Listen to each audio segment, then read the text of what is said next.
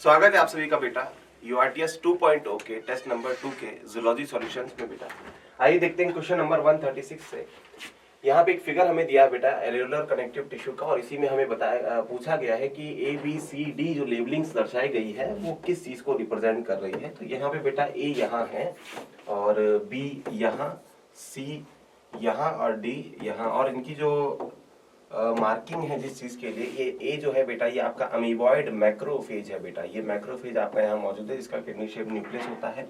दरअसल ये जो डायग्राम है ये हमें बताता है कि किस तरीके से कनेक्टिव टिश्यू का अरेंजमेंट है, उसके अंदर कंपोजिशन क्या क्या होते हैं। तो इसमें फाइबर्स भी कई सारे दिखे हुए हैं, इसमें चीजें हमें कई सारी दिखी है, लेकिन लेबलिंग एनसीईआरटी ने कुछ ही की हुई है। तो उन्हीं के बिहार पर क्वेश्चन यहाँ पूछा गया। जो बी है बेटा ये तो आपका मैक्रोफेज है, बी मैक्रोफेज है, ए मैक्रोफेज है। इधर मैक्रोफेज अपने पास सबसे पहले जो एक अमीबॉइड सेल बेटा, सेकंड मोस्ट अबंडेंट और सेकंड लार्जेस्ट। इसके अलावा अगर हम यहाँ बात करें बेटा, जो बी लेबलिंग हमें दी गई है ये एक फाइब्रोब्लास्ट सेल के जो सबसे ज्यादा बड़े होते हैं, ये फाइब्रोब्लास्ट सेल बेटा आपका, इसका न्यूक्लियस यहाँ पे गिरा है, ये फाइबर्स को प्रोड्यूस करता है, मैट्रिक्स को भी प्रोड्यूस करेगा। तो ये बी अपने पास बेटा फाइब्रोब्लास्ट सेल है। सी आपको यहाँ पर दिखाया हुआ है ये वाले फाइबर बेटा, ये जो फाइबर है ये व्हाइट कलर के फाइबर होते हैं, और साथ ही बेटा ये कभी ब्रांचिंग शो नहीं करते। यहाँ पे आप ये जो अनब्रांच फाइबर्स देख सकते हैं जो फाइब्रोब्लास्ट प्रोड्यूस कर रहा है, इन फाइबर्स का नाम बेटा कोलेजन फाइबर है। ये कोलेजन फाइबर है, जबकि पीछे जो आपको नेटवर्क एक नजर आ रहा है ये वाला, ये बेटा एक्चुअल में इलास्टिक फाइबर्स हैं जो एनसीईआरटी नहीं बताया लेकिन नजर आ रहे हैं। ये जो सेल आपका है बेटा ये मास सेल है, और इसके अंदर आपको ग्रेन्यूल्स नजर आ रहे हैं जो कि कहीं ना कहीं हिस्टामिन और सेरोटोनिन वगैरह के होंगे। तो डी आपके पास यहाँ पर मौजूद है मास सेल। तो मेजर सेल्स जो आप पढ़ते हो उन्हीं को यहाँ पे पूछा गया है आपसे। मैक्रोफेज हो गया है, फाइबर पूछ लिए, सी में कोलेजन, और बी फाइब्रोब्लास्ट, सी डी अपने पास मास सेल। तो यहाँ पे करेक्ट लेबलिंग अपने लिए हो जाएगी A macrophage, B fibroblast, C collagen fibre और डी अपने पास बेटा मास सेल। ये अपन को थर्ड ऑप्शन में नजर आ रहा है। तो 136 का करेक्ट आंसर थर्ड ऑप्शन। आगे बढ़ते, tendon and ligament are example of बेटा, ये दोनों के दोनों डेंस रेगुलर कनेक्टिव टिश्यू के एग्जांपल है बेटा। टेंडन तो बना है आपका white fibrous dense regular connective tissue. यहाँ टेंडन जो है बेटा वो कोलेजन फाइबर्स के रेगुलर अरेंजमेंट से बना हुआ एक डेंस रेगुलर कनेक्टिव टिश्यू का एग्जांपल है। जबकि आप अगर लिगामेंट को देखें तो ये येलो कलर से बने हुए इलास्टिक फाइबर्स यानी yellow fibrous dense regular connective tissue से बना हुआ एक कहीं ना कहीं बेटा स्ट्रक्चर है जो आपके कनेक्टिव टिश्यू के अंदर इंक्लूड है। यहाँ पे फाइबर्स का अरेंजमेंट रेगुलर है, साथ ही ये बेटा डेंस है क्योंकि यहाँ फाइबर्स ज्यादा अमाउंट में देखने को मिलते हैं। तो टेंडन और लिगामेंट बेटा दोनों डेंस रेगुलर कनेक्टिव टिश्यू के एग्जाम्पल है। एक सफेद वाले कोलेजन फाइबर्स के रेगुलर अरेंजमेंट से बना है, एक बेटा जिसमें ज्यादा है बेटा येलो वाले फाइबर यानी इलास्टिक फाइबर ज्यादा है। तो ये दोनों के दोनों, टेंडन आप जानते हैं बेटा मसल को बोन से कनेक्ट करने का काम करेगा, और लिगामेंट बेटा आपका बोन टू बोन। तो 137 का करेक्ट आंसर बेटा फर्स्ट ऑप्शन। आगे आइए, the first and second pair of wings in cockroach arise from बेटा। जैसे ये हेड हो गया मान लीजिए बेटा, हेड के बाद एक छोटी सी गर्दन थी वो कहीं ना कहीं ढक गई बेटा बड़े से प्रोनोटम में, और उसके बाद आपके पास 3 थोरेक्स वाले सेगमेंट आए, फिर उसके बाद आपके एब्डोमेन वाले 10 सेगमेंट बेटा कॉकरोच के अंदर आए। और यहाँ पर हमसे पूछा गया कि फर्स्ट और सेकंड पेयर ऑफ विंग्स कहाँ से अराइज होते हैं। तो ध्यान से बेटा, प्रो हो गया, मीजोथोरेक्स और मेटाथोरेक्स। प्रोथोरेक्स से बेटा लेग्स निकलते हैं, लेकिन यहाँ पे जो विंग्स है वो अराइज नहीं होंगे बेटा। 3 पेयर लेग्स हर एक थोरेसिक सेगमेंट से अराइज हो रहे होंगे, लेकिन जो विंग्स है बेटा वो मीजोथोरेक्स और मेटाथोरेक्स से नजर आते हैं बेटा। तो ये जो आपका पहला विंग है बेटा जिसे आप 4 विंग कह रहे हैं, ये टेगमिना या एलाइट्रा भी इसको कहा जाता है, और इसके अलावा बेटा ये प्रोटेक्शन में मदद करता है। तो ये हो गया मीजोथोरेसिक विंग बेटा, ये मीजोथोरेसिक है। जबकि पीछे वाला जो ब्रॉडर है बेटा वो ट्रांसपेरेंट होता है, ऊपर वाला लेदरी है। तो यहाँ पे जो पीछे वाला विंग है उसे हम हाइंड विंग कहेंगे, और ये हाइंड विंग मेटाथोरेक्स से अराइज होता है। तो मेटाथोरेसिक विंग आपका हैंड विंग हो गया, और फर्स्ट जो है वो मीजोथोरेसिक कहलाया। तो यहाँ पे आपके पास मीजोथोरेसिक एंड मेटाथोरेसिक रेस्पेक्टिवली पोजीशन हो गई है इन विंग्स की अराइज होने की। तो 138 का करेक्ट आंसर आपको बेटा second option. With reference to cockroach match the following column बेटा।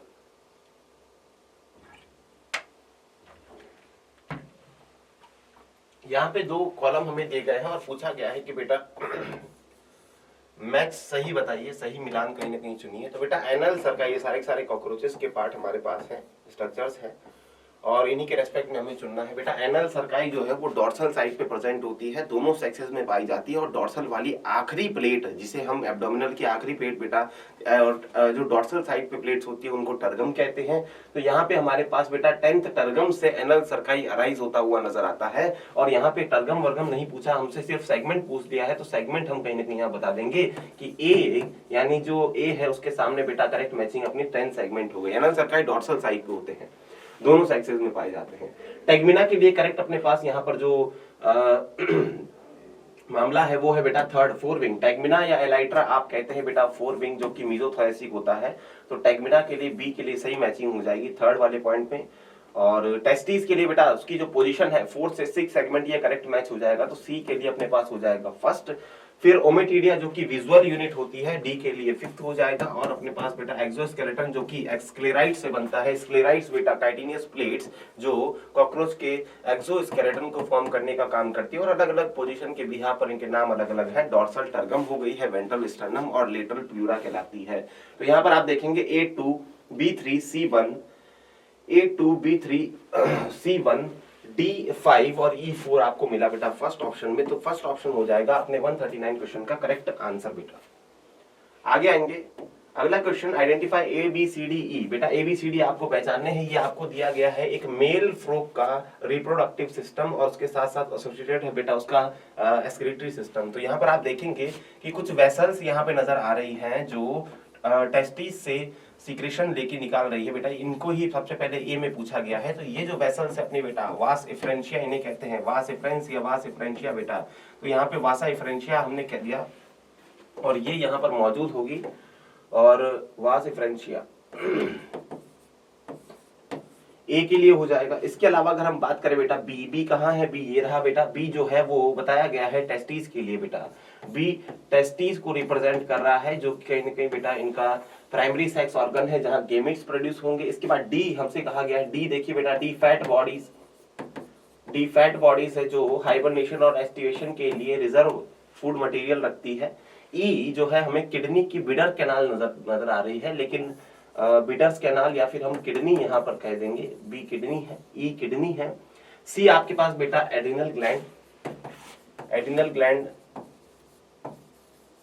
से रिप्रेजेंट किया जा रहा है, और यूरिनोजेनाइटल डक्ट आगे दिया हुआ है, कॉमन पैसेज होता है। और इसके अलावा जो है पूछा गया ए बी सी डी ई। तो ए हो गया बेटा आपका वासा इफ्रेंशिया, बी हो गया टेस्टिस, सी हो गया एडिनल ग्लैंड, डी आपके पास फैट बॉडीज, और ई है किडनी, किडनी में मौजूद बिडर्स कैनाल रिप्रेजेंट की गई है।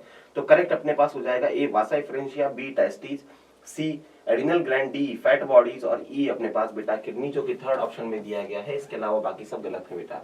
तो 140 में करेक्ट आंसर थर्ड ऑप्शन बेटा। अगले पे आइए, कंसीडर दी फॉलोइंग स्टेटमेंट। दो हमें स्टेटमेंट दिए गए हैं, आइए देखते हैं क्या है जानकारी। All connective tissue except blood, blood के अलावा सारे कनेक्टिव टिश्यू जो है उनके पास सेल्स हैं जो सीक्रेट करते हैं फाइबर्स ऑफ कोलेजन और इलास्टिन। जी हाँ, बिल्कुल सही बात है, एज इट इज एनसीईआरटी की लाइन कि ब्लड के अलावा जितने भी कनेक्टिव टिश्यू अपने पास है उन सभी के पास ऐसे सेल्स हैं जो फाइबर्स सीक्रेट करते हैं, और फाइबर्स या तो कोलेजन हो सकते हैं व्हाइट कलर के, या फिर इलास्टिन हो सकते हैं। तो यहाँ पर ये बात सही हो जाती है, ब्लड को इसीलिए फॉल्स कनेक्टिव टिश्यू कहते हैं क्योंकि वहां पर फाइबर्स प्रेजेंट नहीं है, और उसके साथ साथ बेटा उसके सेल्स और प्लाज्मा भी कहीं और से बन के आए हैं। तो पहला अपने पास जो स्टेटमेंट है वो बिल्कुल करेक्ट है, ट्रू है। जबकि दूसरे में आप देखें the matrix of connective tissues composed of modified polysaccharide. जी हां, हाइलुरोनिक एसिड ज्यादातर यहां देखने को मिलता है। हाइलुरोनिक एसिड एक प्रकार का म्यूकोपॉलीसेकेराइड है, और ये आपका मॉडिफाइड पॉलीसेकेराइड की कैटेगरी के अंदर आएगा। तो एक जेल लाइक सब्सटेंस मैट्रिक्स बनाने का काम कर रहा है कनेक्टिव टिश्यू में, जो कि एक प्रकार का मॉडिफाइड पॉलीसेकेराइड है। दोनों स्टेटमेंट ट्रू है बेटा, और ऐसा ऑप्शन आपके पास थर्ड वाला है। 141 का करेक्ट आंसर थर्ड ऑप्शन बेटा। अगला, ये given below is the diagram of internal organ of frog. जी हाँ, ये एनसीईआरटी वाला डायग्राम, और इसी में हमसे पूछा है ए से लेकर एफ तक क्या क्या चीजें दी गई हैं। तो ए बेटा, ये जो छोटा सा पाउच हमें नजर आ रहा है ये गॉल ब्लैडर, ए के लिए हम कह देंगे ये गॉल ब्लैडर है। जबकि बी हमारे पास बेटा रिप्रेजेंट किया है इसके पिंक कलर लंग्स बेटा, इलोंगेटेड लंग्स यहाँ पर बी में रिप्रेजेंट किए गए हैं, ये लंग्स हो गया। सी अपने पास बेटा फैट बॉडीज है, ये फैट बॉडीज हो गया। डी अपने पास बेटा किडनी को यहाँ पर रिप्रेजेंट किया जा रहा है डी लेवलिंग से। जबकि ई आपके पास बेटा देखिए इंटेस्टाइन है, उसका आखिरी ब्रॉड हिस्सा बेटा जो आगे जाके क्लोका में ओपन हो रहा होगा, तो यहाँ पर ई जो है आखिरी हिस्सा ऑफ डाइजेस्टिव सिस्टम या फिर एलिमेंट्री कैनाल को रिप्रेजेंट कर रहा है जो कि रेक्टम है। एफ अपने पास बेटा, एफ जो है यूरिनरी ब्लैडर है और यूरिनरी ब्लैडर को रिप्रेजेंट कर रही है एफ लेबलिंग बेटा। तो यहाँ पे सारी लेबलिंग्स अपने पास आ जाती है, बाकी और दी गई है। तो ए हो गया गॉल ब्लैडर, बी हो गया लंग्स, सी हो गया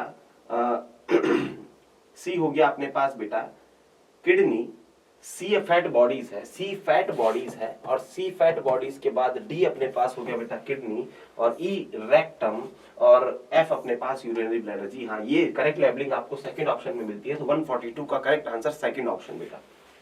अगले क्वेश्चन पे आते हैं और देखते हैं मैच द फॉलोइंग। यहाँ दिया गया है parts body parts of frog और साथ ही लोकेशन उनकी कहाँ कहाँ है बेटा। रेस्पिरेटरी ऑर्गन जो है वो रेस्पिरेटरी ऑर्गन फ्रॉग के अंदर अलग अलग प्रकार के हैं एडल्ट फ्रॉग के अंदर, और उसमें जो यहाँ रिप्रेजेंट किया गया है वो बेटा आपके करेक्ट मैचिंग आपको स्किन नजर आ रही है। क्यूटेनियस रेस्पिरेशन की यहाँ बात की जा रही है। तो मॉइस्ट स्किन जो है एज ए रेस्पिरेटरी ऑर्गन भी प्रेजेंट होता है फ्रॉग के अंदर।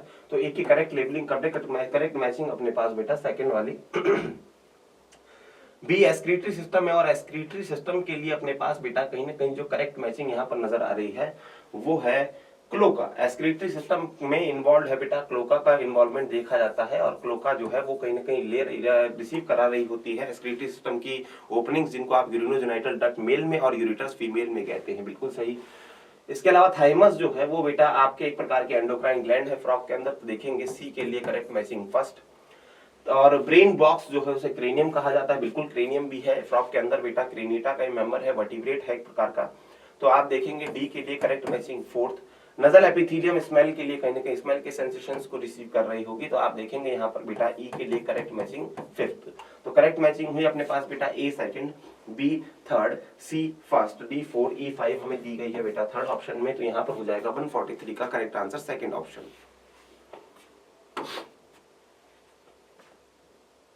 फिर से कॉलम अपने पास है बेटा। यहाँ पे हमारे पास टाइट जंक्शंस दिए हुए हैं एपिथेलियल टिश्यू और दूसरे टिश्यूज के। तो यहाँ देखते हैं क्या मामला है कि ए जो है यानी टाइट जंक्शन वो बेटा अक्रॉस द टिश्यू सब्सटेंसेस के लीकेज को प्रिवेंट करने का काम करता है, और ये फ्यूजन से बनता है। तो ए के लिए करेक्ट हो जाएगा बेटा cementing neighbouring cells to form sheet. बेटा सीमेंटिंग का काम तो एदरिंग जंक्शन करते हैं, यानी बी के लिए तो अपने पास हो गया बेटा first. Transmit information through chemical to another cell, transmit information through chemical to another cell, ये तो सिनेप्टिक जंक्शन का काम हो गया बेटा। डी आपके पास यहाँ पर करेक्ट, डी के लिए हो जाएगा सेकंड। इसके अलावा अगर हम बात करें बेटा establish a barrier to prevent leakage of fluid across epithelial cell, तो ये अपने पास बेटा हो जाएगा टाइट जंक्शन, बैरियर का काम करेगा। ए के लिए अपने पास बेटा थर्ड। और बचा सी गैप जंक्शन, ये फैसिलिटेट करता है कम्युनिकेशन अमंग सेल्स बेटा। तो यहाँ पर सी के लिए हो जाएगा अपने पास करेक्ट मैचिंग फोर्थ। तो यहाँ पे देखेंगे ए थर्ड, बी फर्स्ट, सी 4, डी सेकंड, ए थर्ड हमें दिया गया है बेटा एक ही ऑप्शन थर्ड के अंदर। तो यहाँ पर करेक्ट आंसर 144 का हो जाएगा थर्ड ऑप्शन। आगे देखते हैं in primary structure of protein. कुछ स्टेटमेंट हमें दिए हैं और हमें पहचानना है बेटा करेक्ट कौन से। In primary structure of protein left and right and are known as an terminal and C terminal respectively. बिल्कुल करेक्ट बात है बेटा। आप अगर किसी प्राइमरी स्ट्रक्चर में देखें जो कहीं ना कहीं 1D लाइन की फॉर्म में होगा और प्रोटीन के स्ट्रक्चर को देखें तो बेटा उसमें जो लेफ्ट एंड वाला अमीनो एसिड है उसका NH2 यानी अमीनो वाला एंड फ्री होता है। अमीनो वाला एंड किसी बॉन्ड के पार्टिसिपेशन में मदद नहीं कर रहा होता। इसके आगे बेटा आपको यहाँ पर ये पेप्टाइड लिंकेज देखने को मिलेगी जो कि अगले अमीनो एसिड को जोड़ रही होगी बेटा। तो यहाँ पे बेटा जो है इस लेफ्ट वाले एंड को तो एन टर्मिनल कह दिया जाता है, जबकि राइट वाले एंड पे COOH जो है वो फ्री रहेगा, इस कारण से इसको सी टर्मिनल कह दिया जाता है। तो बात बिल्कुल सही है, पहला स्टेटमेंट करेक्ट है। काइटिन एक होमोपॉलीमर है एन एसिटाइल ग्लूकोजामिन का। जी हाँ बिल्कुल सही बात है। इन proteins only right handed helixes. जी हाँ ये भी करेक्ट है कि सेकेंडरी स्ट्रक्चर्स के अंदर जो हेलिक्सेस है और उनके अंदर बेटा जो केवल राइट हैंडेड जो है हेलिक्स हमें देखने को मिलते हैं बेटा। वहां पर जो रोटेशन वो राइट हैंडेड देखने को मिलता है। अगला uridine is nucleoside which is found in RNA only. जी हाँ ये भी बात बिल्कुल सही है कि यूरिडिन नाम का न्यूक्लियोसाइड यानी यूरासिल और उसके साथ साथ बेटा पेंटोज शुगर जो कि राइबोज होगी वो हमें केवल और केवल RNA के अंदर देखने को मिलती है, क्योंकि यूरासिल वो नाइट्रोजनस बेस है जो पायरिमिडिन है बेटा, और ये केवल आरएनए के अंदर देखने को मिलता है, तो उसका न्यूक्लियोसाइड भी केवल आरएनए में। पहला भी सही, दूसरा भी सही, तीसरा भी सही और चौथा भी सही है बेटा, चारों सही हो गए। तो यहाँ पर करेक्ट हमारे पास ऑप्शन हो गया फोर्थ, तो 145 का करेक्ट आंसर फोर्थ ऑप्शन। दो स्टेटमेंट हमें दिए गए हैं। An active site of an enzyme is a crevice और pocket into which the substrate. जी हाँ, बिल्कुल सही है। आप जानते हैं कि एंजाइम्स जो है वो टर्शरी स्ट्रक्चर होते हैं, और टर्शरी स्ट्रक्चर को अगर मैं hollow villain ball like structure बनाऊं बेटा, तो यहाँ पे जो क्रेवाइसेस बन रहे होंगे, ये जो पॉकेट्स हैं, ये जो क्रेवाइसेस यहाँ पर बन रहे होंगे, यही एक्टिव साइट्स की तरह काम करते हैं। 3 डिग्री स्ट्रक्चर यानी टर्शरी स्ट्रक्चर इनका होता है, और इसी एक्टिव साइट से बेटा कौन फिट होता है, सबस्ट्रेट यहाँ पे फिट होता है, और सबस्ट्रेट स्पेसिफिक की एक्टिव साइट रहती है, इसलिए एंजाइम्स जो है वो सबस्ट्रेट स्पेसिफिक होते हैं, पर्टिकुलर सबस्ट्रेट के साथ ही रिएक्शन शो करते हैं बेटा, अपनी रिएक्शन कैटेलाइज कराते हैं। तो यहाँ पर आप देखेंगे कि फर्स्ट स्टेटमेंट बिल्कुल करेक्ट दिया गया है एक्टिव साइट के रेस्पेक्ट में। अगला देखेंगे, enzymes through their active site catalyse reaction and brings down the activation energy. जी हाँ, एक्टिवेशन एनर्जी को लो कर देते हैं एंजाइम्स, ये कॉन्सेप्ट आपने पढ़ा होगा।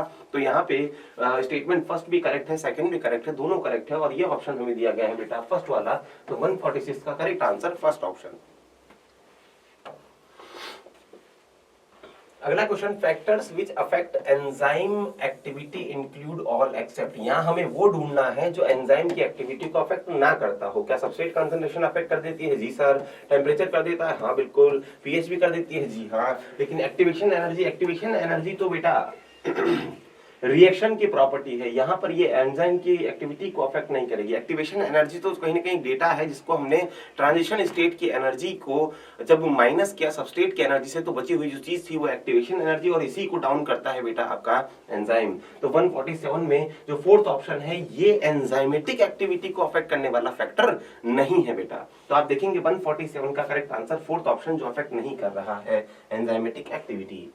आगे देखेंगे in graphical representation of Michaelis Menten kinetics, x represent. बेटा एक्स क्या है? एक्स बेटा यहाँ हमें नजर आ रहा है, और ये एक्स वो, अच्छा ये बताइए कि एक्स वाले जो ये एक्स एक्सिस अपने पास रहता है इस माइकलिस मेंटेन काइनेटिक्स के अंदर, तो एक्स वाला एक्सिस किस चीज को रिप्रेजेंट करता है बेटा? ये सबस्ट्रेट कंसंट्रेशन को रिप्रेजेंट करता है, कि जैसे जैसे आप ये जो कर्व बनता है ये बेटा सबस्ट्रेट कंसंट्रेशन और रेट ऑफ रिएक्शन के रेस्पेक्ट में बनता है, जिसे आप पर्टिकुलर डायरेक्शन में अगर रेट है तो उसको आप कह रहे हैं बेटा वेलोसिटी। तो यहाँ धीरे धीरे सबस्ट्रेट की कंसंट्रेशन बढ़ती जाती है, तो अचानक से बेटा जो है पहले धीरे धीरे बेटा रेट ऑफ रिएक्शन बढ़ेगी, फिर उसके बाद एक पॉइंट पे पर्टिकुलर पॉइंट पे जाके कांस्टेंट हो जाएगी, क्योंकि एंजाइम जो है वो कहीं ना कहीं लिमिटेड हो जाते हैं। सबस्ट्रेट जो है बढ़ाने पर भी आपके प्रोडक्ट या फिर velocity of reaction further increase नहीं हो पा रही है। तो इसमें हमसे पूछा गया है एक्स पॉइंट, और एक्स है वो सबस्ट्रेट कंसंट्रेशन जिसपे मुझे रेट ऑफ रिएक्शन का हाफ यानी मैक्सिमम का हाफ देखने को मिले, वीमैक्स का हाफ देखने को मिले। मैक्सिमम रेट ऑफ रिएक्शन का हाफ जिस सबस्ट्रेट कंसंट्रेशन पे देखने को मिलता है उसे ही केएम कहते हैं बेटा, केएम वैल्यू, और यही x जो है वो km वैल्यू को रिप्रेजेंट कर रहा है। तो यहाँ x क्या है? km वैल्यू की definition, that is concentration of substrate eight which rate of reaction become half of its maximum. जबकि और ऑप्शन में एंजाइम सबस्ट्रेट कॉम्प्लेक्स प्रोडक्ट नहीं, जी हाँ, और यहाँ पे एंजाइम का कंसंट्रेशन जी नहीं, सबस्ट्रेट की कंसंट्रेशन की बात यहाँ की जा रही है इस वाले एक्सिस पे। तो आप देखेंगे 148 का करेक्ट आंसर हो जाएगा फर्स्ट ऑप्शन बेटा। आगे बढ़ेंगे, read the following 4 statement A to D, और यहाँ हमें पहचानना है कि कौन से रॉन्ग है, गलत कौन से हैं बेटा। आइए देखते हैं। पामिटिक एसिड है 16 carbons excluding the carboxyl carbon. जी नहीं, इंक्लूडिंग द कार्बोक्सिल कार्बन होता है बेटा। अगर आप देखें यहाँ पर पामिटिक एसिड में, तो वहां पर बेटा हमारे पास CH2 14 और एक तरफ अपने पास बेटा CH3, और एक तरफ लास्ट में बेटा एक लंबी हाइड्रोकार्बन की चेन जिसके लास्ट में बेटा हमारे पास एसिडिक ग्रुप जुड़ा हो, उसे आप फैटी एसिड कहते हैं। और पामिटिक एसिड के अंदर 16 टोटल कार्बन होते हैं including the carboxylic acid carbon बेटा 14, 15 और ये 16 कार्बन अपने पास यहाँ रहा। यहाँ इन्होंने एक्सक्लूडिंग कह दिया, इसका मतलब ये क्या हो गया? गलत हो गया। एक्सक्लूडिंग में तो 15 कार्बन इसके पास होंगे बेटा। ऐसे ही एराकिडोनिक एसिड में भी 19 उसकी चेन के अंदर है, जो हमारे पास चेन होती है लंबी हाइड्रोकार्बन की, उसमें 19 है, और एक इंक्लूड किया गया बेटा उसका कार्बोक्सिलिक एसिड का, इसीलिए वहां 20 कार्बन हो जाते हैं। तो पामिटिक एसिड हमारा हो गया, ठीक है, गलत है। अगला, in a polysaccharide chain right end is called reducing while the left end is called non reducing end. जी हाँ, बिल्कुल सही बात है। पॉलीसैकेराइड के अंदर जो लेफ्ट वाला हिस्सा, लेफ्ट वाला कोना होता है उसे नॉन रिड्यूसिंग, और राइट वाले को रिड्यूसिंग कहा जाता है, क्योंकि वहां एक फ्री अल्कोहल पाया जाता है जो रिड्यूसिंग एजेंट की तरह एक्ट करने का काम करता है। तो आप देखेंगे सेलुलोज फॉर्म, अगला देखिए cellulose form helical secondary structures hence hold I2G। नहीं, ये बात स्टार्च के लिए सही है। सेलुलोज तो ब्रांच होता भी नहीं है, हेलिकल स्ट्रक्चर भी फॉर्म नहीं करता। ये स्टार्च के लिए और ग्लाइकोजन के लिए सही हो जाएगी बेटा। तो आप देखेंगे कि सी वाला रॉन्ग हो गया, जबकि zwitter ion form of amino acid occurs in a solution of neutral pH. जी हाँ, ये बात बिल्कुल सही है कि ज्विटर आयन जो है वो बनता है एक न्यूट्रल सॉल्यूशन। जब आप डिफरेंट टाइप की आयोनाइजेबल प्रॉपर्टी किसी अमीनो एसिड की देखते हैं तो डिफरेंट टाइप के सॉल्यूशंस के अंदर देखते हैं। अगर आपने एसिडिक सॉल्यूशन में डाला है तो उस एसिडिक सॉल्यूशन के H+ आयन को बेसिक पार्ट यानी अमीनो एक्सेप्ट कर लेता है, तो वहां पर आपको NH3 पॉजिटिव वाली फॉर्म नजर आती है। ठीक है, इसे कैटायनिक फॉर्म कहते हैं। जबकि आप बेसिक सॉल्यूशन में जाते हैं बेटा, बेसिक सॉल्यूशन में अगर जाएंगे तो वहां पर OH- के साथ H+ जो होता है, किसी अमीनो एसिड का H+ जो है बेटा वो रिएक्ट करता हुआ नजर आता है। देखो मैं बनाता हूं। मान लीजिए एक अमीनो एसिड आपके पास है, अगर आपने बेसिक सॉल्यूशन में से डाला तो बेसिक सॉल्यूशन में मौजूद जो OH- है उसके साथ रिएक्ट करने के लिए H+ यहां से अलग हो जाएगा, तो यहां आपको कैटायनिक फॉर्म नजर आएगी। अगर आप एसिडिक सॉल्यूशन में ले जाते हैं इसको तो H+ जो होगा एसिडिक सॉल्यूशन का वो एक्सेप्ट कर लिया जाता है, इसके द्वारा लोन पेयर ये जो है डोनेट कर देगा, तो यहां पर NH3 पॉजिटिव यानी कैटायनिक फॉर्म नजर आती है। जब आप न्यूट्रल सॉल्यूशन में डालते हैं तब आपको दोनों चार्जेस साइमल्टेनियसली देखने को मिलते हैं, जो कि न्यूट्रल और एम्फोटेरिक नेचर बताता है ज्विटर आयन का। और ये pH 7 वाले सॉल्यूशन यानी न्यूट्रल सॉल्यूशन में आपको साइमल्टेनियसली दोनों चार्जेस किसी अमीनो एसिड पे लगे हुए नजर आएंगे। उसी फॉर्म को क्या कहते हैं बेटा? ज्विटर आयनिक फॉर्म कहते हैं। एसिडिक सॉल्यूशन में तो कैटायनिक फॉर्म, बेसिक सॉल्यूशन में एनायनिक फॉर्म और न्यूट्रल सॉल्यूशन में ज्विटर आयनिक फॉर्म आपको किसी अमीनो एसिड की नजर आएगी। तो बिल्कुल सही है आपका डी वाला पॉइंट। तो यहां पर आप देखेंगे कि आपसे पूछा गया था रॉन्ग, और रॉन्ग भी 2 है और सही पूछते तब भी 2 ही हो जाते बेटा, और 2 दिया है आपको थर्ड ऑप्शन में, तो यहां पर हो जाएगा 149 का करेक्ट आंसर थर्ड ऑप्शन। आगे ये identify the structure given below. यहाँ एक स्ट्रक्चर हमें दिया गया है, अमीनो एसिड का है बेटा। एक अल्फा कार्बन पे एक तरफ एसिडिक ग्रुप एक तरफ अमीनो ग्रुप लगा हुआ है, और इसका हाइड्रोजन ये रहा और आर ग्रुप ये रहा बेटा। आर ग्रुप के बिहाफ पर ही हमें डाइवर्सिटी देखने को मिलती है, बहुत ज्यादा प्रकार के अमीनो एसिड देखने को मिल जाते हैं जो कि प्रोटीन्स को हेट्रोपॉलीमर बनाने के लिए रेस्पॉन्सिबल है, और साथ ही डिफरेंट टाइप के प्रोटीन्स जो हमें नेचर में देखने को मिलते हैं ये आर वेरिएबल ग्रुप के कारण देखने को मिलते हैं। तो CH2OH जो एज आर ग्रुप जिस अमीनो एसिड में प्रेजेंट होता है वो अमीनो एसिड बेटा आपका कहलाता है सेराइन। इसका फिगर भी एनसीईआरटी में एज इट इज दिया हुआ है। अगर हाइड्रोजन होता तो ग्लाइसिन हो जाता, सिंपलेस्ट अमीनो एसिड। अगर OH होता तो बेटा आपका एलेनिन हो जाता। तो यहां पर आप देखेंगे OH क्या सॉरी CH3 अगर होता तो वहां पे एलेनिन हो जाता। तो आप देखेंगे 150 में जो फिगर दिया गया है वो आपका बेटा थर्ड ऑप्शन सेराइन दिया है, तो 150 का करेक्ट आंसर थर्ड ऑप्शन।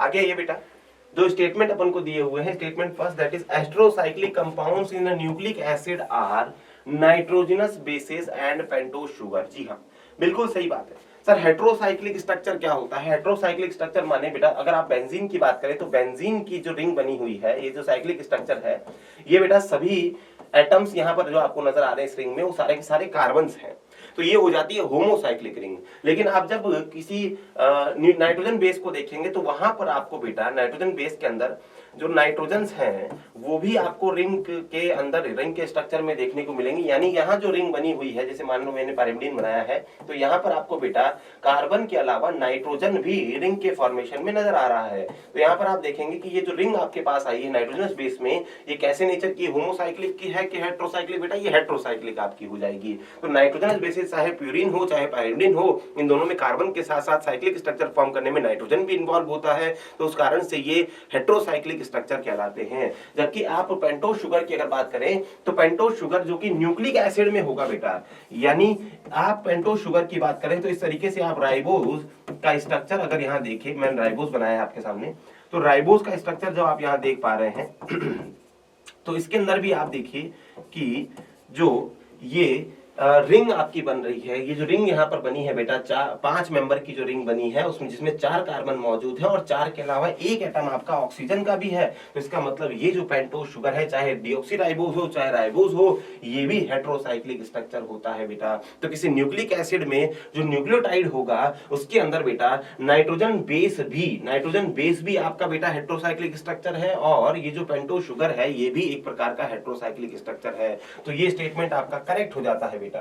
जबकि आगे चलिए, the linkage found between any two nucleotide in a nucleic acid is called phosphodiester. आसान है बेटा, ये जो फॉस्फोडाइस्टर लिंकेज आपको यहाँ देखने को मिली है, यही रेस्पॉन्सिबल है दो न्यूक्लियोटाइड को आपस में जोड़ने के लिए, जो कि third carbon of pentose sugar से आगे वाले बेटा फॉस्फेट को ज्वाइन करने का काम करता है, और इनके बीच जो लिंकेज बनती है बेटा उसे आप फॉस्फोडाइएस्टर लिंकेज कहते हैं। यहाँ पे ये और ये हमने OH अलग से बना दिया, और ये जो है अगले पेंटोज शुगर के 5वें कार्बन से जुड़ रहा होगा बेटा। इस तरह का आपने स्ट्रक्चर देखा होगा, और दो न्यूक्लियोटाइड को जोड़ने का काम किया फॉस्फोडाइएस्टर लिंकेज ने बेटा। तो फॉस्फोडाइएस्टर लिंकेज यहाँ प्रेजेंट होती है। प्रोटीन्स के बीच जो अमीनो एसिड है बेटा, अमीनो एसिड के बीच जो लिंकेज है वो पेप्टाइड है। सारी लिंकेज आपको ध्यान रखनी है। फैट के अंदर जो लिपिड बनाते हैं तो वहां एस्टर लिंकेज प्रेजेंट है, यहाँ फॉस्फोडाइएस्टर लिंकेज प्रेजेंट है। और जो आपके कार्बोहाइड्रेट से वहां मोनोसेक्राइड को जोड़ने के लिए आपकी बेटा ग्लाइकोसिडिक लिंकेज है, जो कि सभी वाटर रिमूवल के कारण बनती है बेटा। तो स्टेटमेंट फर्स्ट भी करेक्ट है, सेकंड भी करेक्ट, और दोनों आपको दिए गए हैं बेटा। करेक्ट वाला ऑप्शन बेटा फोर्थ है, तो 151 का करेक्ट आंसर फोर्थ ऑप्शन बेटा। आगे ये विच of the following option has true statement regarding lipid. Lipid के बारे में बेटा आपसे पूछा गया है, आइए देखते हैं, और ट्रू हमें पहचानना है। लिपिड्स आर पॉलीमेरिक सब्सटेंस, जी नहीं, बिल्कुल नहीं। लिपिड अकेला होता है बेटा, लिपिड पॉलीमर फॉर्म नहीं करता है, नॉन पॉलीमेरिक होता है। क्या इसका मॉलिक्यूलर वेट 1000 डाल्टन 10,000 से डाल्टन से भी ज्यादा है? जी नहीं। इसका मॉलिक्यूलर वेट सिंगल लिपिड का अगर आप देखें, जो कि एक फैटी एसिड और एक ग्लिसरॉल और 3 फैटी एसिड के फॉर्मेशन से बेटा, ये फैटी एसिड की पहली, फैटी एसिड नंबर 2 और फैटी एसिड नंबर 3, ये 3 फैटी एसिड को मैंने यहाँ पर जोड़ दिया है एक ग्लिसरॉल मॉलिक्यूल के साथ। तो ये आपके पास बेटा अकेला लिपिड है, और इसका मॉलिक्यूलर वेट कभी 800 डाल्टन से ज्यादा नहीं बढ़ता है। उसके बावजूद भी ये बेटा मैक्रोमोलिकुलर सेक्शन, यानी जो एसिड इनसॉल्युबल पूल है वहां पर सेपरेट होता है जब आप ऑर्गेनिक मॉलिक्यूल एनालिसिस करते हैं। तो लिपिड पॉलीमेरिक है, ये गलत हो गया। ज्यादा वेट है इसका 10,000 डाल्टन से, ये भी गलत हो गया। Molecular weight does not exceed 800 dalton, ये सही हो गया। और separate in acid soluble pool, जी नहीं, इनसॉल्युबल पूल में ये सेपरेट होता है विद अनदर बायोमैक्रोमोलिक्यूल्स। तो आप देखेंगे कि फर्स्ट सेकंड और फोर्थ ये गलत है बेटा, और यहाँ आपसे पूछा गया था सही वाला, तो सही वाला बेटा आपका थर्ड ओनली है, जो कि दिया है सेकंड ऑप्शन में। 152 का करेक्ट आंसर सेकंड ऑप्शन बेटा। आगे देखेंगे विच of the following and choose the correct. बेटा दो कॉलम हमें यहाँ दिए गए हैं, आइए मैच करते हैं। ग्लैंडुलर एपिथेलियम बेटा, यहाँ पे ग्लैंडुलर एपिथेलियम जो कि कुछ ना कुछ केमिकल सब्सटेंसेस प्रोड्यूस कर रही होंगी, ग्लैंड की तरह एक्ट कर रहा होगा गॉबलेट सेल बेटा। तो आप देखेंगे कि ए के लिए हो जाएगा अपने पास फोर्थ। आगे देखेंगे स्ट्रेटिफाइड एपिथेलियम स्किन में बेटा, स्किन में आपको कंपाउंड एपिथेलियम नजर आएगी, जो कि केराटिनाइज्ड वाली होगी, अपर लेयर डेड हो जाएगी बेटा, और ड्राई सरफेसेस के अंदर स्किन अपने पास एग्जांपल है। तो स्ट्रेटिफाइड में भी केराटिनाइज्ड वाली का एग्जांपल अपने पास स्किन हो गया, बी का थर्ड। हाइलिन कार्टिलेज आपका बेटा नोज के नजल सेप्टम में देखने को मिलेगा बेटा, टिप ऑफ नोज नहीं, नजल सेप्टम जो आपका है वहां पर आपको हाइलिन कार्टिलेज की प्रेजेंस देखने को मिलेगी। तो यहां पर आपके पास हो गया बेटा सी के लिए फर्स्ट, और मस्कुलर कनेक्टिव टिश्यू का एग्जांपल आपके पास बेटा ब्लड, तो ये सेकंड हो गया। तो करेक्ट मैचिंग आप देखेंगे, ए का फोर्थ, बी का थर्ड, सी का फर्स्ट और डी का सेकंड आपको नजर आएगा बेटा सेकंड ऑप्शन में। तो 153 का करेक्ट आंसर सेकंड ऑप्शन। आगे बढ़ेंगे। How many parts of the cockroach are involved in sensory? बेटा सेंसरी पार्ट्स आपको ढूंढने, तो आइए देखते हैं, एनसीईआरटी में दिए गए हैं। आइए देखते हैं, बात करते हैं। कंपाउंड एपिथेलियम पहला हो गया, एंटीने, जी हाँ बिल्कुल। Compound epithelium visual unit, visual कहीं ना कहीं देखेगी बेटा, मतलब कहीं ना कहीं ऑप्टिक सेंसेस को लेकर जाने का, रिसीव करने का काम करेगी। एंटीने बेटा ऑल्फैक्टरी, और उसके साथ साथ जो टच के सेंसेशंस है, थर्मो रिसेप्टर है, वो सारे यहाँ लगे हुए हैं टेम्परेचर वगैरह को देखने के लिए। एनल स्टाइल बेटा एक प्रकार का नहीं है, एनल स्टाइल किसी प्रकार का सेंसरी स्ट्रक्चर के रूप में काम नहीं करता है, इमिटिंग मदद करता है। एनल केवल मेल के अंदर होता है। एनल सर्काई आपका यहाँ पर है बेटा, एनल स्टाइल नहीं है, लेकिन एनल सर्काई एक प्रकार का सेंसरी ऑर्गन होता है। अगला देखेंगे बेटा, एनल सर्काई ऑल्फैक्शन का काम कर लेता है। आगे देखेंगे मैक्सिलरी पाल्प, मैक्सिलरी पाल्प बेटा जो है वो एक प्रकार के सेंसरी स्ट्रक्चर्स हैं, ये टेंगो रिसेप्टर्स इसके पास होते हैं, मतलब कहीं कहीं जो टच के सेंसेशन है उसे रिसीव कर लेता है। स्क्लेराइट नहीं है सेंसरी स्ट्रक्चर, और ये लेबियल पाल्प भी सेंसरी फंक्शन परफॉर्म कर रही होती है, ये भी टच के रिसेप्टर्स को कहीं ना कहीं रिसीव कर, टच के सेंसेशंस को लेती है। तो compound epithelium, antennae, anal cerci, maxillary palp और लेबियल पाल्प आपके पास हो जाते हैं बेटा सेंसरी इन फंक्शन। तो 1 2 3 4 5 आपके पास हो जाएंगे बेटा, और 5 दिया है फोर्थ ऑप्शन में। तो 154 का करेक्ट आंसर फोर्थ ऑप्शन। अगला देखेंगे अससन रीजन बेटा, frog undergo aestivation and hibernation. जी हाँ, जिसमें एस्टिवेशन तो बेटा आपकी समर स्लीप हो चुकी है और फ्रॉग के विंटर स्लीप को हाइबरनेशन आप कहेंगे। तो यहाँ पर विंटर स्लीप और समर स्लीप परफॉर्म कर रहा है। ठीक है, क्यों कर रहा है आइए देखते हैं। Frog take shelter in deep burrows to protect themself from extreme heat and cold. जी हाँ बिल्कुल, एक्सट्रीम हीट एंड कोल्ड से बचने के लिए वो एस्टिवेशन और हाइबरनेशन में जा रहा है। और ये क्यों कर रहा है ऐसा, क्योंकि ये पोइकिलोथर्म है बेटा, इसकी बॉडी का टेम्परेचर कांस्टेंट मेंटेन नहीं रह सकता, ये होम्योथर्म नहीं है। तो यहाँ पर आप देखेंगे 155 का करेक्ट एक्सप्लेनेशन भी दिया गया है, रीजन भी सही है। तो आप देखेंगे यहाँ पर फर्स्ट ऑप्शन करेक्ट हो जाएगा कि रीजन जो है वो करेक्ट एक्सप्लेनेशन है असर्शन का। तो 155 का करेक्ट आंसर फर्स्ट ऑप्शन। 155 के बाद 656 में देखिए कुछ स्टेटमेंट अपन को दिए गए हैं और पूछा गया है कि कौन से जो है वो करेक्ट है विद रेफरेंस टू फ्रॉग बेटा। आंखें उभरी हुई है, eyes are burst and covered by nictitating membrane. जी हाँ बिल्कुल सही बात है। मेम्ब्रेनस टिम्पेनम होता है, जी हाँ, जो रिसीव करता है साउंड सिग्नल। मेम्ब्रेनस टिम्पेनम तक कान यहाँ पर डेवलप रहता है ईयर, और ये रेप्टाइल्स के अंदर भी एज इट इज नजर आता है। तो आप देखेंगे टिम्पेनम जो है वो जिसको आप कान का पर्दा कहते हैं, वहां तक इनका कान डेवलप है। उसके बाद बर्ड्स के अंदर जो है ईयर कैनाल आ जाती है, हमारे अंदर पिन्ना भी आ जाता है। तो यहाँ पर आप देखेंगे ये दोनों स्टेटमेंट करेक्ट है। Frog never drink water. जी हाँ, एनसीईआरटी वाली लाइन, फ्रॉग कभी जिंदगी में पानी नहीं पीता, वो एब्जॉर्ब कर लेता है अपनी स्किन से। अगला न्यूरोजेनिक हार्ट विद, नहीं न्यूरोजेनिक हार्ट तो कॉकरोच के अंदर है, यहाँ तो मायोजेनिक हार्ट है बेटा। ये वर्टिब्रेट है और वर्टिब्रेट में ऑटो एक्साइटेबिलिटी वाले मायोजेनिक हार्ट होते हैं और ये न्यूरोजेनिक नहीं होगा, ये गलत हो गया बेटा। तो आप देखेंगे करेक्ट आपसे पूछा था, करेक्ट है 1 2 3 और फोर्थ करेक्ट नहीं है, तो आपका आंसर हो जाएगा बेटा थर्ड ऑप्शन, जिसमें 1 2 3 दिए गए हैं। तो 156 का करेक्ट आंसर थर्ड ऑप्शन। आगे आइए, और यहाँ पर भी हमें फ्रॉग के रेस्पेक्ट में ही चीजें दी गई हैं और पूछा गया है कि ब्लैंक्स को भरिए। तो आइए देखते हैं। Triangular structure called sinus venosus present on dorsal side of heart बेटा। ये साइनस विनोसस जो है ये रिसीव करता है डीऑक्सीनेटेड ब्लड को, और उसके अलावा बेटा ये डोर्सल साइड पे प्रेजेंट होता है फ्रॉग के हार्ट पे। और जबकि दूसरा एडिशनल चैम्बर जिसे आप पोनस आर्टेरियोसस कहते हैं, वो वेंट्रिकल के वेंट्रल साइड पे प्रेजेंट होता है, मिक्स ब्लड को रिसीव करता है वेंट्रिकल से। अगला हमारे पास the alimentary canal in adult frog is बेटा शॉर्ट होती है। ये शॉर्ट होती है छोटी, क्यों? क्योंकि कार्निवोरस नेचर फ्रॉग का होता है। तो कार्निवोरस नेचर के कारण जो एलिमेंट्री कैनाल है वो शॉर्ट हो गई, क्योंकि मीट को पचाना आसान है, फ्लैश को पचाना आसान है एज कंपेयर टू बेटा प्लांट मटेरियल। अगला the frog perform gaseous exchange through skin. Skin से कर सकता है, लंग से कर सकता है, पल्मोनरी भी शो कर सकता है, क्यूटेनियस भी, बक्कोफेरेंजियल भी। आइए ढूंढते हैं सही वाले जो है चीजें कहाँ दी गई है। ए में फर्स्ट जो है वो डोर्सल होना चाहिए, डोर्सल यहाँ है। इसके अलावा वेंट्रल, वेंट्रल, डोर्सल यहाँ है। Alimentary canal is short, short ढूंढना है, शॉर्ट यहाँ है, शॉर्ट यहाँ है, शॉर्ट यहाँ है, लॉन्ग यहाँ है। गलत हो गया बेटा, तो यही तो था, ये पहला ही आंसर हो गया बेटा। फर्स्ट आंसर आपके पास कार्निवोरस और सी स्किन, सी का फोर्थ बेटा स्किन। तो 157 का correct answer first option. Which one is correct option for given diagram? बेटा ABCD यहाँ 4 डायग्राम हमें दिए गए हैं। ये जो पहला डायग्राम आपका है बेटा, ये बताता है इसके लेब्रम को, और लेब्रम जो कि बेटा आपके अपर लिप को रिप्रेजेंट कर रहा है कॉकरोच के। तो लेब्रम ये आपके पास आ गया, और लेब्रम जो है वो ए फिगर है, जबकि बी आपके पास हाइपोफेरिंक्स है जो टंग को रिप्रेजेंट करती है। हाइपोफेरिंक्स सिंगल होती है, सिंगल मीडियम लो, जो कि अदर माउथ ऑर्गन्स के द्वारा बनाई गई कैविटी में हैंग कर रही होती है। इस पे आके बेटा सलाइवरी ग्लैंड्स की डक्ट जो है वो आके ओपन हो रही होती है। सी आपका मैक्सिला है, और डी आपके पास बेटा मैंडिबल है। ये सारे एनसीईआरटी के फिगर जो कॉकरोच के अंदर सेक्शन में दिए गए हैं। तो आप देखेंगे ए हो गया आपका लेब्रम, बी हाइपोफेरिंक्स, सी मैक्सिला और डी मैंडिबल। तो यहाँ पर करेक्ट आंसर थर्ड ऑप्शन हो गया 158 का। आगे बढ़ेंगे बेटा। मेल कॉकरोच जेनाइटल पाउच या चैम्बर सराउंडेड बाय बेटा, जेनाइटल पाउच जो होता है मेल के अंदर बेटा वो डॉर्सली तो बनता है, डॉर्सली बनता है 10th टर्गम से, जबकि नीचे की तरफ बेटा वो बना होता है, ऐसा डॉर्सली तो बना है 9th और 10th टर्गम से, 9th टर्गम और 10th टर्गम, जबकि वेंट्रल साइड पे वो केवल बना होता है या फिर केवल कवर्ड होता है 9th स्टर्ना से। और इसी 9th स्टर्ना से बेटा एनल स्टाइल भी अराइज होते हैं, और 10th टर्गम से एनल सर्काई अराइज होता है। तो अगर ये जेनाइटल चैम्बर है तो जेनाइटल चैम्बर ऊपर की तरफ से सराउंड यानी डॉर्सल साइड पे बाउंड होता है बेटा 9th और 10th टर्गम से, जबकि जो वेंट्रल साइड है इस पे 9th स्टर्नम की कवरिंग लगी होती है, क्योंकि 10th वाला ना तो मेल के अंदर विजिबल होता है ना ही फीमेल के अंदर बेटा। तो जबकि अगर फीमेल की बात करें तो वहां पर जो 7th है अलॉन्ग विद 8 9th की जेनिटल पाउच को फॉर्म करने का काम करती है। तो 159 का करेक्ट आंसर जो दिया गया है dorsally by 9th and 10th terga and ventrally by 9th sternum, ये फर्स्ट वाले ऑप्शन में है और फर्स्ट ऑप्शन हो जाएगा 159 का करेक्ट आंसर।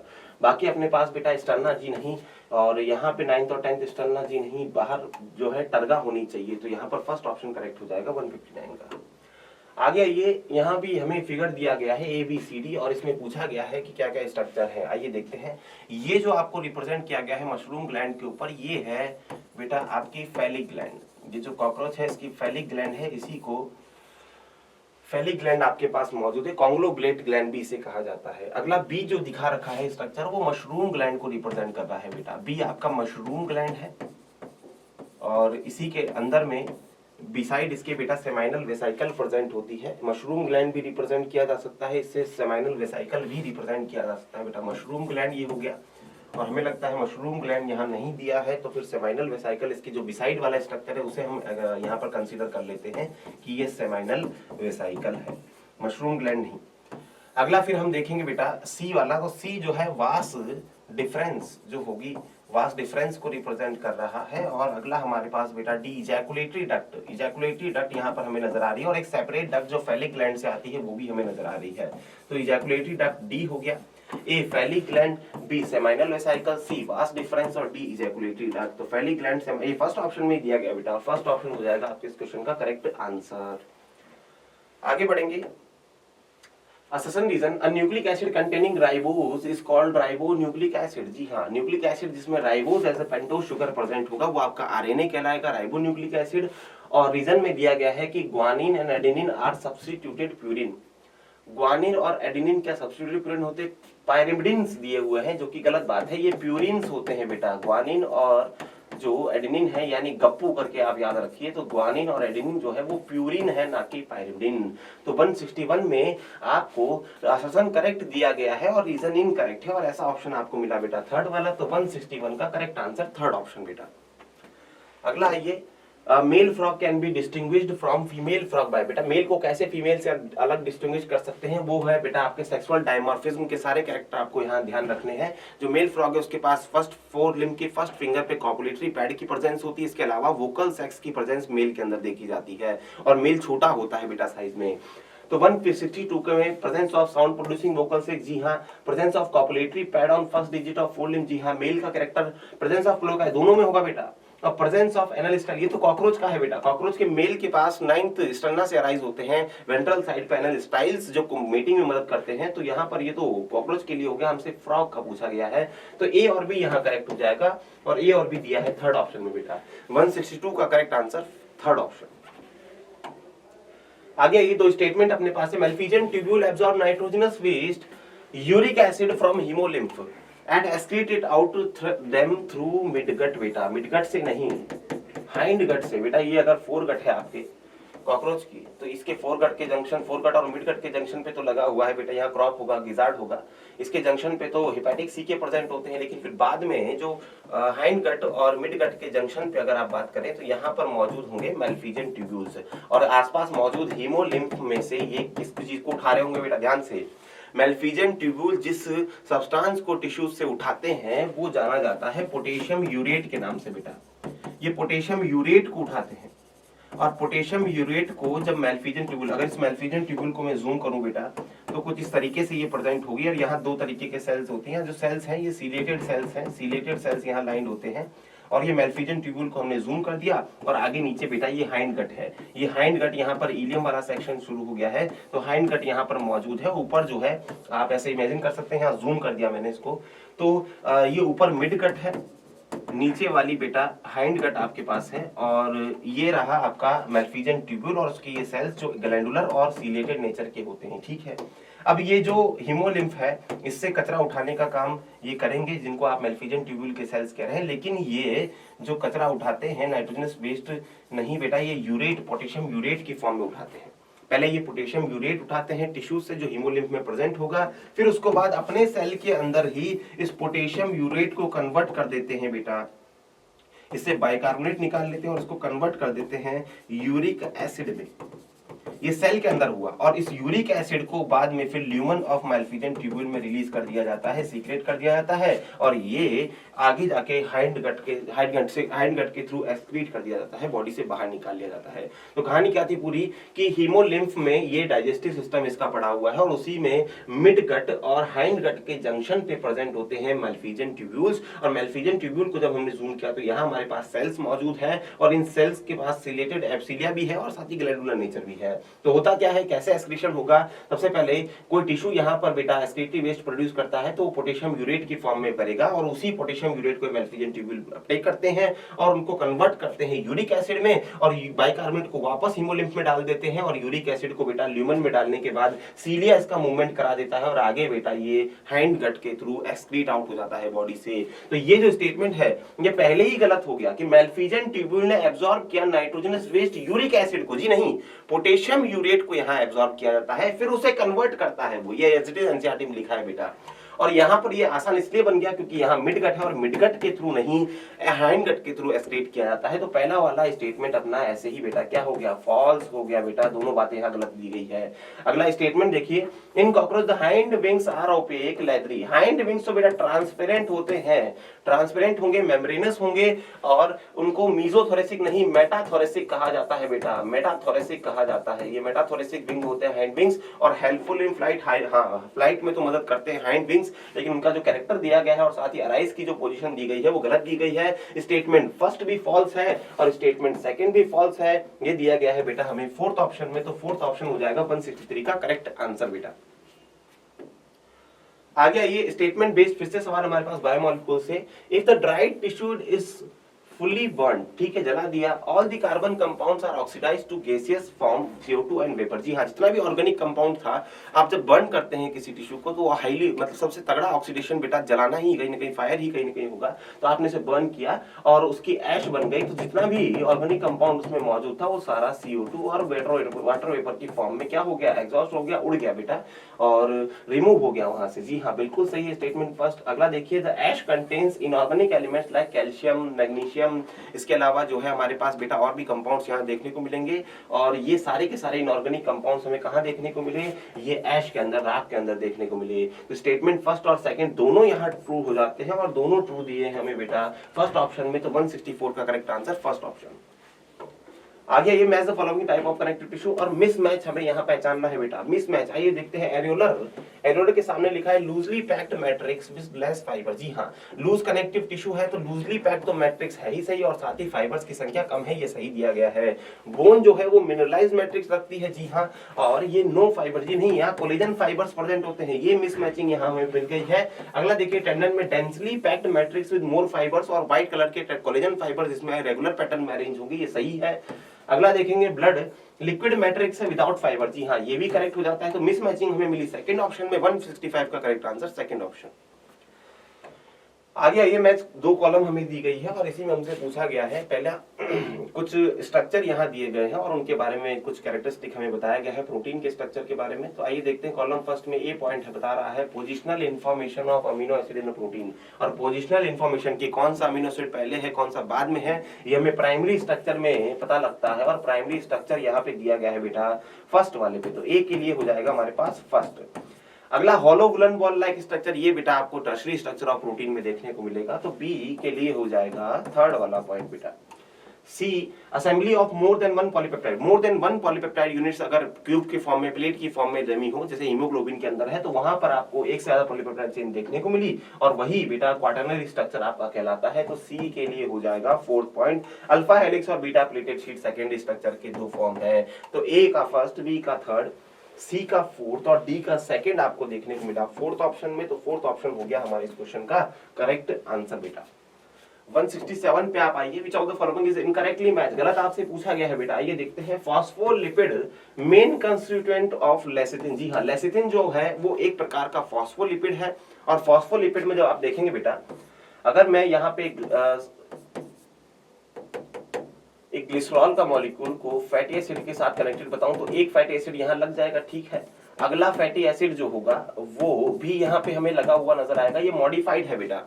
ये डिराइव नहीं है, बीच वाला सेक्शन जो आपका लिपिड का है ये वो है, यहाँ फैटी एसिड 2 लगा। और तीसरी पोजीशन पे बेटा, तीसरी पोजीशन पे आपने फैटी एसिड नहीं, आपने एक फॉस्फेट ग्रुप लगा दिया, तो वही आपके पास क्या कहलाया बेटा, ये आपका एक फॉस्फोलिपिड है।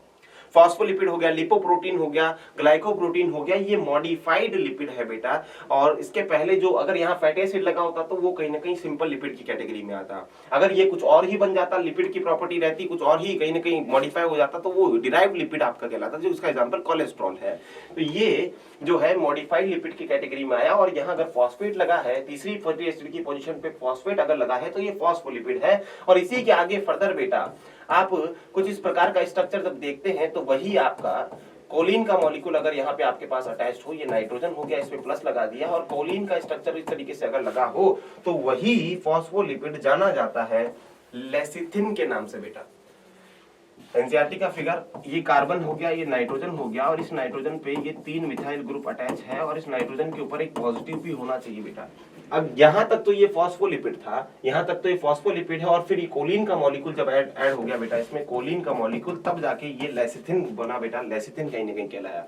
तो लेसिथिन के अंदर मेन कंस्टिट्यूएंट जो है वो कौन है बेटा, फॉस्फोलिपिड आपका है, और उसमें कोलिन लगते ही वो फॉस्फोलिपिड किस नाम से जाना जाएगा, लेसिथिन के नाम से जाना जाएगा। आगे बढ़ेंगे, anthocyanin secondary metabolite as alkaloid. Alkaloid नहीं है बेटा ये। एंथोसाइनिन और कैरोटीनॉइड्स जो है वो पिगमेंट वाली कैटेगरी में है, जो उसकी सेकेंडरी मेटाबोलाइट वाली टेबल में आपको दिया गया है। हो ये गलत हो गया, मिसमैच यही है, इनकरेक्ट आपसे पूछा गया था। होलो एंजाइम बराबर बेटा, कोई भी होलो एंजाइम जो है यानी कॉन्जुगेट एंजाइम जो होता है, होलो एंजाइम बना होता है अपने प्रोटीन पार्ट यानी एपो एंजाइम प्लस कोफैक्टर से। ये सही दिया गया है बेटा, सही है। डी स्टार्च जो है वो होमोपॉलीमर होता है बेटा। होमोपॉलीमर किसका, ग्लूकोज का। जी हाँ, ये भी सही दिया गया है, इनकरेक्ट आपसे बोला गया बेटा, और इनकरेक्ट आपको मिला सेकंड ऑप्शन में। तो 167 का correct answer second option. Alkaloid तो मॉर्फिन और कोडीन है बेटा। आगे देखेंगे कॉलम, एल्केलॉइड्स जो है वो मॉर्फिन और कोडीन, ये मिल गया आपको यहाँ पर ए का सेकंड। बी पिगमेंट्स आपके एंथोसाइनिन और केराटिनॉइड्स, यहाँ पे मिला बी का फोर्थ। टर्पीन्स आपके मोनोटर्पीन, डाइटर्पीन, तो यहाँ पर आपके पास हो गया सी का फर्स्ट। और टॉक्सिन्स आपके आर्बिनिन और लिसिन यानी ये डी का हो गया थर्ड। तो इस तरीके से आपको करेक्ट मैचिंग मिली। A second, B fifth, B fourth, C first और डी थर्ड। ये आपको दिया गया है बेटा सेकंड ऑप्शन में, और सेकंड ऑप्शन हो जाएगा आपके इस क्वेश्चन का करेक्ट आंसर बेटा। अगला सवाल, which of the following structures are paired. बेटा पेयर्ड स्ट्रक्चर आपको फाइंड करने हैं जो जोड़ी में पाए जाए बेटा। किसी के अंदर, कॉकरोच की बॉडी के अंदर तो मैक्सिले जोड़ी में होंगे, जी हाँ। मैंडिबल जोड़ी में होंगे, जी हाँ। एंटीने भी होंगे, स्पाइरिकल्स भी बेटा 10 पेयर होते हैं जोड़ी में। हाइपोफेरिंक्स अकेली है, सिंगल है। क्रॉप अकेला सिंगल, डाइजेस्टिव एलिमेंट्री कैनाल का हिस्सा जहां स्टोरेज होता है। लेब्रम आपको सिंगल मिलेगा, अपर लिप। गिजार्ड आपको सिंगल देखने को मिलेगा। टेगमिना पेयर्ड होंगे बेटा, आपके 4 विंग्स बेटा कॉकरोच के वो पेयर्ड होंगे। तो यहाँ पेयर्ड स्ट्रक्चर होगा 1 2 3 4 और 5। 5 हो जाएगा करेक्ट आंसर, जो कि दिया है थर्ड ऑप्शन में। तो 169 का करेक्ट आंसर थर्ड ऑप्शन।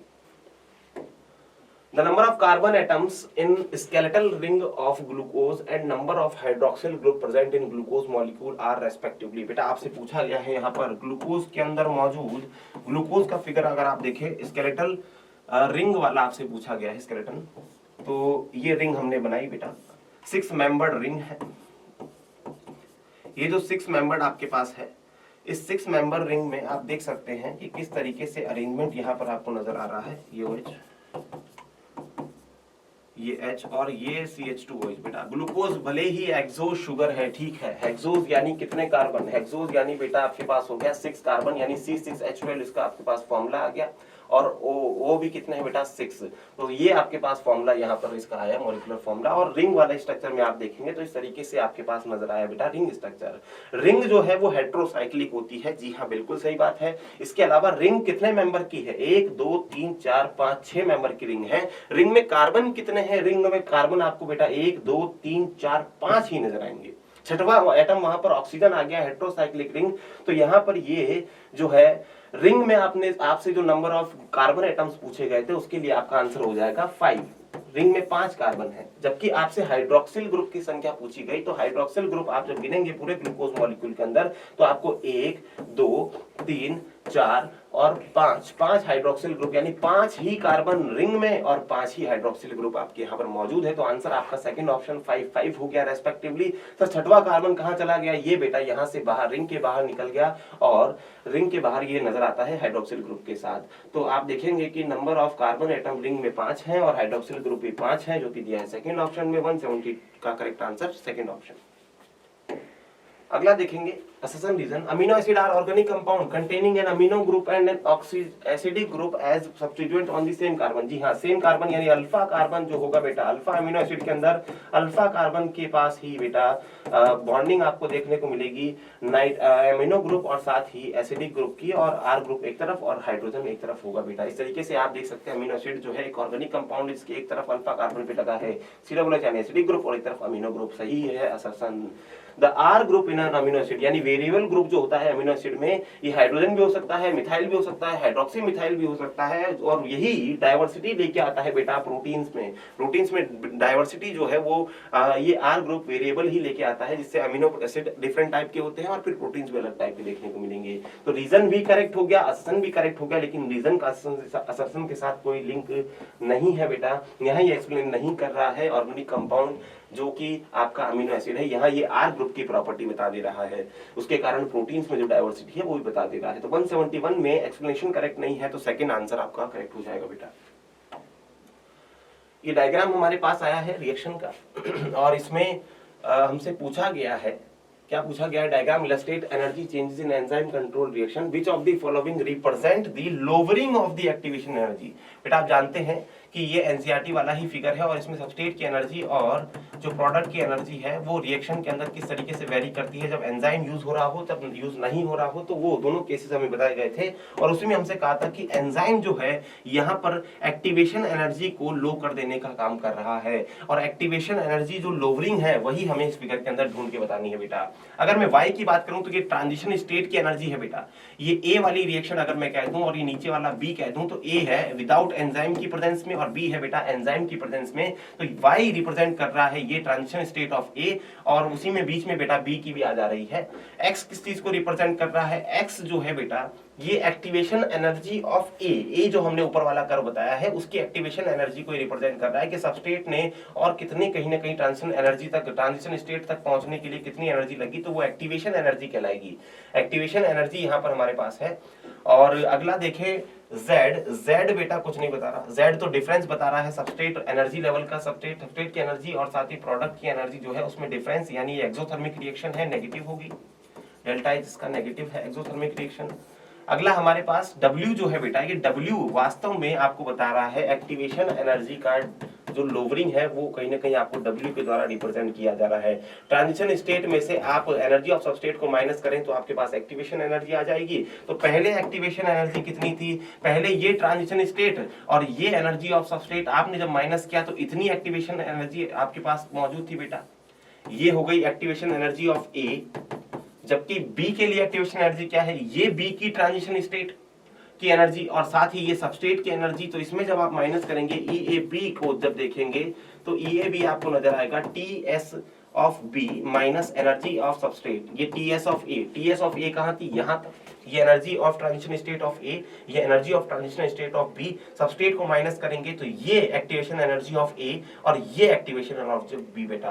तो जो डिफरेंस आया एक्टिवेशन एनर्जी का, ये है A की एक्टिवेशन एनर्जी, ये B की एक्टिवेशन एनर्जी, और ये जो डिफरेंस है यही कहीं ना कहीं बेटा X को रिप्रेजेंट कर रहा है, यानी जो आपसे द्वारा जो पूछा गया है बेटा आपसे W यहाँ दिया गया है और ये W ही आपका हो जाता है बेटा lowering of activation energy. Lowering of activation energy आपको यहाँ पर W रिप्रेजेंट करता हुआ नजर आ रहा है। तो 172 का करेक्ट आंसर फोर्थ ऑप्शन। आगे आइए, हमसे पूछा गया है इनकरेक्ट स्टेटमेंट बेटा। इनकरेक्ट स्टेटमेंट देखते हैं, rate can also be called as velocity if direction is specified. जी हाँ, बिल्कुल सही बात है, आप रेट को वेलोसिटी कह सकते हैं जब रिएक्शन की डायरेक्शन आपको पता है। A general rule of thumb is that the rate doubles और decreases by half for every 10 degree temperature in either direction बेटा। अगर x आपकी कोई रेट है, आपने पर्टिकुलर किसी T टेम्परेचर पे इसको कर करा रहे हैं, तो आपको x रेट यहाँ पर नजर आई है, तो अगर आप 10 डिग्री तापमान ऊपर जाते हैं तब आपको कहीं ना कहीं बेटा 2x की रेट होती हुई नजर आएगी, और 10 डिग्री तापमान गिराते हैं बेटा तब आपको भी बेटा यहाँ पर जो रेट है वो x/2 यानी आधी होती नजर आएगी। तो हाफ से कहीं ना कहीं ये डिक्रीज और इंक्रीज नजर आएगी एवरी 10 डिग्री टेम्परेचर पे, इंक्रीज और डिक्रीज पे, डिक्रीमेंट और इंक्रीमेंट दोनों पे बेटा। ये हर तरफ रूल ये लागू नहीं होता है, लेकिन फिर भी एनसीईआरटी के हिसाब से ही मान लिया गया। अगला, endothermic reaction are also called as spontaneous reaction while exothermic reaction is called energy requiring reaction. जी नहीं, एक्सोथर्मिक में तो एनर्जी रिलीज हो रही होती है, एंडोथर्मिक में एनर्जी देनी पड़ती है। ये गलत है बेटा, ये पॉइंट आपका गलत हो जाता है। Energy difference between substrate and transition state is called activation energy. जी हाँ, बिल्कुल सही बात है। ये रहा आपका बेटा ये रही ट्रांजिशन स्टेट, और ट्रांजिशन स्टेट में से आप जब सबस्टेट की एनर्जी को माइनस कर देते हैं तो आपको यहाँ पर बेटा ये जो पर्टिकुलर डिफरेंस नजर आए, ट्रांजिशन स्टेट में से जब आप सबस्टेट की एनर्जी माइनस कर देते हैं तभी आपको बेटा कहीं ना कहीं क्या मिलता है, एक्टिवेशन एनर्जी देखने को मिलता है। ये आपका बिल्कुल करेक्ट हो जाएगा यहाँ पर। तो ये भी करेक्ट है। आपसे क्या पूछा गया, इनकरेक्ट हो दिया है थर्ड में, तो थर्ड हो जाएगा 173 का करेक्ट आंसर बेटा। आगे आइए, identify the nucleoside from the following. बेटा न्यूक्लियोसाइड आपको फाइंड करना है। सर न्यूक्लियोसाइड क्या होगा? न्यूक्लियोसाइड जो है बेटा पेंटोज शुगर के साथ एसोसिएशन जब आपको देखने को मिले नाइट्रोजनस बेस का, तब आपको वो जो पूरा स्ट्रक्चर है वो न्यूक्लियोसाइड के नाम से जाना जाएगा। अगर इसमें फॉस्फेट भी आप ऐड कर देते हैं तब वो न्यूक्लियोटाइड कहलाएगा, जो कि यूनिट होगी किसी न्यूक्लिक एसिड की। तो एडेनोसाइन, जी हाँ बिल्कुल, इसमें एडेनिन और इसके साथ साथ बेटा आपका जो पेंटोज शुगर है जो कि राइबोज होगा, राइबोज और एडेनिन का संगम बेटा एडेनोसाइन कहलाया, जो एक प्रकार का न्यूक्लियोसाइड है। ये करेक्ट हो गया। यूरिडाइलिक एसिड बेटा यूरासिल, पेंटोज शुगर, राइबोज और साथ ही फॉस्फेट का एसोसिएशन है जो कि न्यूक्लियोटाइड है, ये न्यूक्लियोटाइड होगा। साइक्लिक एसिड भी न्यूक्लियोटाइड होगा। थाइमिन एक बेटा नाइट्रोजनस बेस होगा। ग्वानिन एक नाइट्रोजनस बेस है, ये बेटा आपका पायरिमिडिन है, ग्वानिन प्यूरिन है। यूरिडिन जो है वो आपका यूरासिल प्लस राइबोज का एसोसिएशन यानी आपका न्यूक्लियोसाइड है। तो न्यूक्लियोसाइड जो आपसे पूछे गए थे वो यहाँ केवल दिए गए हैं ए और सी, और ए और सी आपको दिया गया बेटा सेकंड ऑप्शन में। तो 174 का करेक्ट आंसर सेकंड ऑप्शन बेटा। कॉलम आपको मैच करने हैं। कार्बोहाइड्रेट्स कौन है इसमें से? कार्बोहाइड्रेट बेटा इन्युलिन कार्बोहाइड्रेट है, फ्रक्टोज का होमोपॉलीमर बेटा, तो ए के लिए हो जाएगा थर्ड। प्रोटीन कौन है? ट्रिप्सिन प्रोटीन है, बी के लिए फर्स्ट। न्यूक्लिक एसिड कौन है? न्यूक्लिक एसिड बेटा एडिनाइलिक एसिड और पामिटिक एसिड। न्यूक्लिक एसिड आपका एडिनाइलिक एसिड है। एडिनाइलिक एसिड न्यूक्लिक एसिड के अंदर आपको पाया जा सकता है। एडिनाइलिक एसिड क्या है सर? एडिनाइलिक एसिड आपका बेटा एडिनोसाइन के साथ फॉस्फेट शुगर, फॉस्फेट जब आपका ऐड हो तो वो न्यूक्लियोटाइड बनाता है जिसे आप एडिनाइलिक एसिड कहते हैं। तो न्यूक्लिक एसिड के अंदर एडिनाइलिक एसिड आपको देखने को मिल सकता है, तो ये सी का फोर्थ। लिपिड में आप पामिटिक एसिड जो कि एक सैचुरेटेड फैटी एसिड का एग्जांपल है, तो डी के लिए हो जाएगा सेकंड। तो ए third, B first, C fourth और डी सेकंड आपको देखने को मिला थर्ड ऑप्शन में। तो 175 का करेक्ट आंसर थर्ड ऑप्शन बेटा। आगे आइए, in nucleotide of DNA dash carbon of deoxyribose is linked to nitrogenous base by dash bond. तो यहाँ पर बेटा न्यूक्लियोसाइड बनाने की प्रक्रिया पूछी गई है। डीऑक्सीराइबोज बोला है तो ये हमने बना दिया बेटा डीऑक्सीराइबोज, और ये डीऑक्सीराइबोज जो होगा बीटा वाला इस्तेमाल किया जाता है बेटा। बीटा में OH ऊपर की तरफ रहता है, ये आपका बीटा डीऑक्सीराइबोज का स्ट्रक्चर है, या 2-डीऑक्सीराइबोज भी इसे कहते हैं। तो ये आपके पास यहाँ सेकंड पोजीशन पे ऑक्सीजन भी नहीं है, इसीलिए डीऑक्सीराइबोज। और ये हमने बना दिया बेटा इसका 5वां कार्बन बाहर, रिंग से बाहर।